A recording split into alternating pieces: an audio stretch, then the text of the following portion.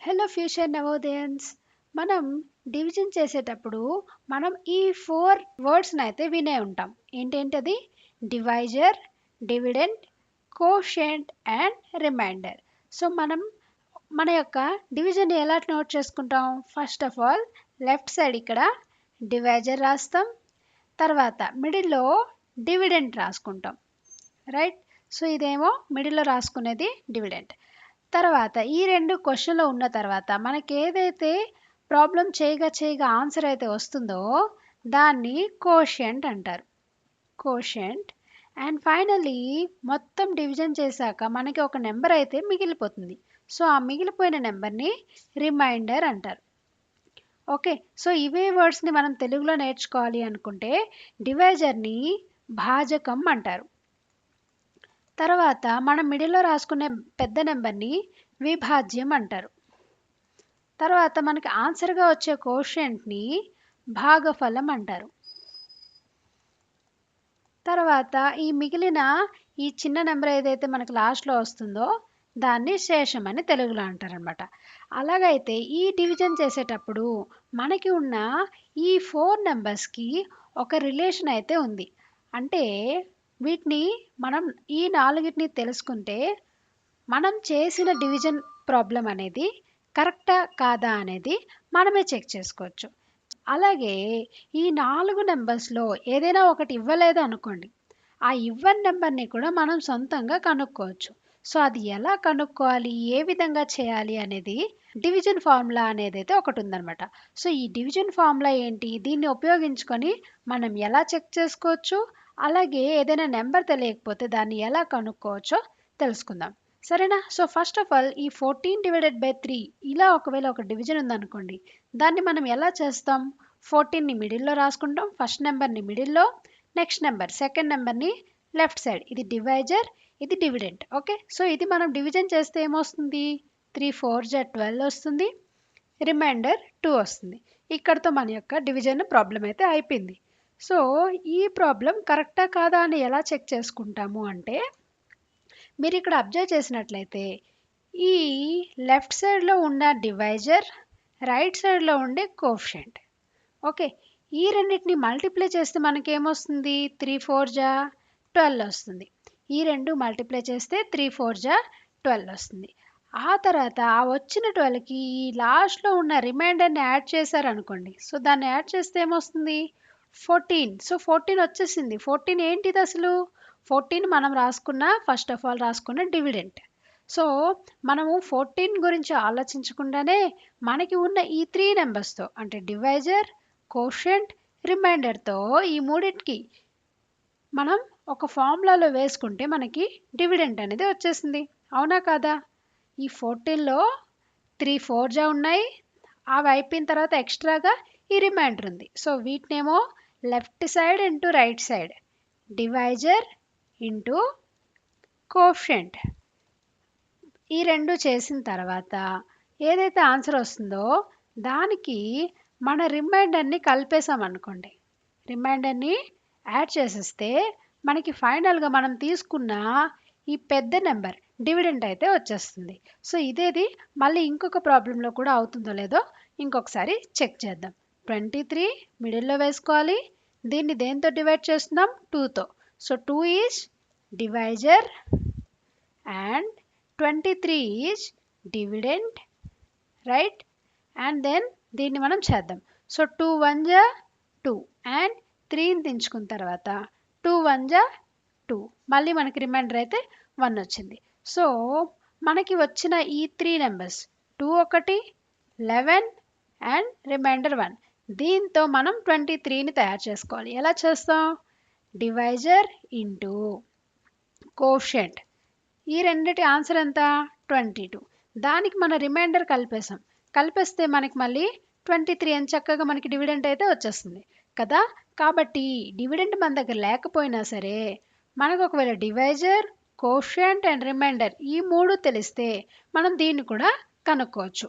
ఇలా ప్రాబ్లం చేసిన తర్వాత మొత్తం డివిజన్ చేసేసిన తర్వాత మనం చేసింది కరెక్టా కాదా చెక్ చేసుకోవాలనుకున్నా సరే ఇలా మీరు చెక్ చేసుకున్నారనుకోండి, left side number into right side number plus remainder, అలా చేస్తే మనకి ఎందులో రావాలి? ఈ మిడిల్ నెంబర్ రావాలి. అలా చేస్తే మనం చేసిన ప్రాబ్లం కరెక్ట్. ఓకే, ఇంకొక ప్రాబ్లం చెక్ చేద్దాం. 93 డివైడెడ్ బై 7. సో 7తో డివైడ్ చేస్తే 7 1 జా 7 అండ్ 23, 7 3 జా 21, రిమైండర్ 2. సో ఇందులో కూడా 7 into 13 plus 2, 7 into 13 is 91, 91 plus 2 is 93. So చక్కగా దీన్ని బట్టి ఏం అర్థమవుతుంది? Divisor into coefficient plus remainder. ఇది చేస్తే మనకైతే ఈ మూడు తెలిసాక మనకి మిడిల్ నెంబర్ అయిన డివిడెంట్ అయితే వచ్చేస్తుంది. అవునా? సో ఇదే ఒక డివిజన్ ఫార్ములా అన్నమాట. ఈ ఫార్ములా యూజ్ చేసుకొని మనం చెక్ చేసుకోవడమే కాకుండా ఈ 4 నెంబర్స్లో ఏదైనా తెలియకపోతే మనం దాన్ని కనుక్కోవచ్చు. కాబట్టి మీరు చక్కగా ఈ నెంబర్ని అయితే ఈ ఫార్ములానైతే నోట్ చేసుకోండి. Dividend is equal to divisor into coefficient plus remainder. Okay, ఈ ఫార్ములా అర్థమైనట్లయితే ఇప్పుడు మీకు ఒక question. If divisor is equal to 12, coefficient is equal to 5 and remainder is equal to 5, divisor 12, coefficient 5 and reminder కూడా 5, ఇలా ఉంటే అప్పుడు dividend ఎంత అవుతుంది? ఈ ఫార్ములాని యూజ్ చేసుకుంటూ మీరైతే ఆన్సర్ ఫైండ్ అవుట్ చేసి కామెంట్ సెక్షన్లో కామెంట్ చేయండి. ఆన్సర్ చేశారా? డన్. సో ఇదే ఫార్ములా యూజ్ చేసుకొని ఒకవేళ డివైజర్ ఎంత అని అడిగారు అనుకోండి, లేదంటే కోషెంట్ ఎంత అని అడిగారు అనుకోండి, అలాగే రిమైండర్ ఎంత అని అడిగారు అనుకోండి, ఇదే సేమ్ డివిజన్ ఫార్ములాలో ఉండే డిఫరెంట్ ప్రాబ్లమ్స్ అండ్ వేరేగా ఉండే మోడల్స్లో ఉన్న ప్రాబ్లమ్స్ని ఎలా చేయాలో తెలుసుకుందాం. సో ఇందులో ఫస్ట్ది, if dividend is equal to 25, quotient is equal to 6 and remainder is equal to 1, then what is the divisor? ఇలా క్వశ్చన్ ఇచ్చారనుకోండి. సో సేమ్ ఫార్ములా మనం యూజ్ చేస్తాం. Dividend is equal to divisor into quotient plus remainder. ఇదే ఫార్ములాని use చేసుకుంటూ మనం డివైజర్ని ఎలా కనుక్కోవాలో చూద్దాం. సో ఫస్ట్ ఆఫ్ ఆల్ క్వశ్చన్లో ఇచ్చిన వాల్యూస్ని రాసుకుందాం. Dividend is equal to 25, right? కాబట్టి డివిజన్ ప్లేస్లో మనం 25 రాసుకున్నాం. తర్వాత ఈజ్ ఈక్వల్ టు డివైజర్ మనకు తెలుసా? తెలియదు. డివైజర్ని తెలియదు కాబట్టి ఆల్ఫాబెట్ డి అని రాసుకుందాం. అలాగే quotient is equal to 6 and plus remainder is equal to 1. So ఈ ఈక్వేషన్ వచ్చేసి మనకి ఎలా అయింది? 25 is equal to D into 6 plus 1 అయింది కదా. సో ఇందులో మనం దేని యొక్క వాల్యూని కనుక్కోవాలి? డి యొక్క వాల్యూని కనుక్కోవాలి. ఇటువంటి ఈక్వేషన్స్ ఎప్పుడైనా వచ్చేటప్పుడు ఒక సైడ్ ఉన్న నెంబర్స్ని వేరొక సైడ్ అదర్ సైడ్కి తీసుకెళ్లడం ఎలాగా అన్న కాన్సెప్ట్ని ఆల్రెడీ మనం చాప్టర్ నెంబర్ 1లో ఇంపార్టెంట్ ప్రాబ్లమ్స్ అండ్ సొల్యూషన్ అనే వీడియోలో అయితే ఎక్స్ప్లెయిన్ చేయడం అయితే జరిగింది. మీకు ఒకవేళ ఆ కాన్సెప్ట్ తెలియకపోతే ఈ వీడియోని చూసి ఆ కాన్సెప్ట్ తెలుసుకోండి. ఓకే, సో ఇప్పుడు ఇక్కడ +1 ఉంది. ఈ +1ని అదర్ సైడ్కి తీసుకెళ్తే ఏమవుతుంది? -1 అవుతుంది. సో 25 -1 ఈజ్ ఈక్వల్ టు ఇక్కడ మిగిలినవి ఏంటి? D into 6. సో 25 - 1 ఎంత? 24 ఈజ్ ఈక్వల్ టు మిగతా సేమ్ డి ఇంటూ 6. మళ్ళీ మనకి దేని యొక్క వాల్యూ కావాలి? డి యొక్క వాల్యూ కావాలి కదా. ఈ 6ని కూడా మనం అదర్ సైడ్కి తీసుకెళ్దాం. సో ఇక్కడ 6 ఇంటూ 6 చేస్తుంది. అదర్ సైడ్ వెళ్ళేసరికి అదేమవుతుంది? డివైడెడ్ బై 6 అవుతుంది, రైట్? సో డివైడెడ్ బై 6 అవుతుంది. ఇక్కడ డి మిగులుతుంది. 24 డివైడెడ్ బై 6 ఎంత? 4. So 4 is equal to divisor అన్న వాల్యూ అయితే మనకు వచ్చింది. దీన్ని బట్టి మనం డివైజర్ వాల్యూని అయితే ఫైండ్ అవుట్ చేసేసాం. Divisor is equal to 4. ఇలా already dividend, quotient, remainder already ఇచ్చేసి మీకు ఒకవేళ డివైజర్ కనుక్కోవాలి అనుకుంటే ఇలా కనుక్కోవాలన్నమాట. ఓకే, ఇందులో వేరే మోడల్ చూద్దాం. అదేంటి అంటే, if dividend is equal to 37, divisor is equal to 5 and remainder is equal to 2, ఈ మూడు ఇచ్చి then what is the quotient అని అడిగారు అనుకోండి. ఇక్కడ కూడా మనం సేమ్ ఫార్ములాని యూజ్ చేస్తాం. Dividend is equal to divisor into quotient plus remainder. So already మనకి ఏ వాల్యూస్ ఇచ్చారో రాసుకుందాం ఈక్వేషన్లో. Dividend is equal to 37 is equal to divisor is equal to 5 and quotient ఇవ్వలేదు కాబట్టి కోషెంట్ని క్యూగా రాసుకుందాం. ప్లస్ రిమైండర్ ఎంత? Remainder is equal to 2. అవునా? సో ఇప్పుడు మనం ఈ క్యూ అనే వాల్యూని ఫైండ్ అవుట్ చేయాలి. క్యూ అనే వాల్యూస్ని ఫైండ్ అవుట్ చేయాలంటే ఫస్ట్ ఆఫ్ ఆల్ మనకి ఎక్స్ట్రాగా ఉన్న 2ని అదర్ సైడ్కి తీసుకెళ్ళిపోవాలి. ఇక్కడ +2 కాబట్టి అదర్ సైడ్కి వెళ్ళేసరికి -2 అవుతుంది. ఈజ్ ఈక్వల్ టు మిగతాదంతా సేమ్ 5 ఇంటూ క్యూ. సో 37 - 2 ఎంత అవుతుంది? 35 is equal to 5 into Q. ఇక్కడ మనకి క్యూ వాల్యూ కావాలి కాబట్టి 5ని కూడా అదర్ సైడ్కి తీసుకెళ్ళిపోదాం. ఇక్కడ 5 అనేది ఇంటూ చేస్తుంది కదా, అదర్ సైడ్కి వెళ్ళేసరికి ఏమవుతుంది, డివైడెడ్ బై చేస్తుంది, right. So is equal to Q.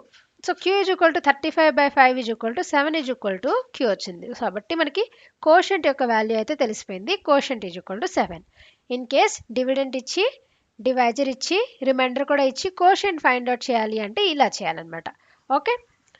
So next ఇంకొక మోడల్ చేద్దాం. If dividend is equal to 49, divisor is equal to 6 and quotient is equal to 8, then what is the remainder అంటున్నారు. సో ఒకవేళ ఇలాంటి క్వశ్చన్ ఇచ్చారనుకోండి, ఇక్కడ కూడా సేమ్ ఫార్ములాని యూజ్ చేసుకుంటూ dividend is equal to 49, divisor is equal to 6 and quotient is equal to 8, తర్వాత రిమైండర్ మనకి తెలియదు. సో ఈ రిమైండర్ని మనం ఫైండ్ అవుట్ చేయాలి. సో 49 ఈజ్ ఈక్వల్ టు 6 8 ఎంత 48 ప్లస్ రిమైండర్. ఈ రిమైండర్ని ఫైండ్ అవుట్ చేయాలి అంటే ఈ 48ని ఇటు సైడ్ తీసుకెళ్ళాలి. 48 ఇక్కడ ప్లస్ చేస్తుంది కదా, అటు సైడ్ వెళ్ళేసరికి మైనస్ చేస్తుంది. 49 minus 48 is equal to remainder.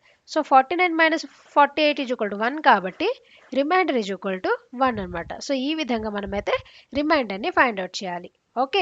So just dividend ఇచ్చి వేరే నెంబర్స్ని కనుక్కోవడమే కాకుండా ఇందులో ఏ 3 నెంబర్స్ ఇచ్చి వేరే 4th నెంబర్ కనుక్కోవాలి అనుకుంటే మనం ఈ ఫార్ములాని యూజ్ చేసి కనుక్కోవచ్చు. ఓకే. సో ఇంతవరకు మీకు ఒకవేళ అర్థమైతే మీకు question number 2. If divisor is equal to 12, dividend is equal to 76 and remainder is equal to 4 అయితే then what is the quotient. ఈ క్వశ్చన్ అయితే మీరు నోట్బుక్లో నోట్ చేసుకొని ప్రాబ్లమ్ సాల్వ్ చేసి వచ్చిన ఆన్సర్ని కమెంట్ సెక్షన్లో కమెంట్ చేయండి.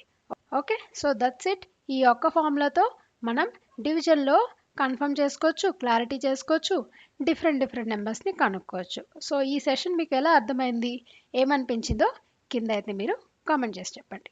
Okay. So this is become Navodaya preparation classes, especially by Navodayans. And wait and watch for the next video. Thank you.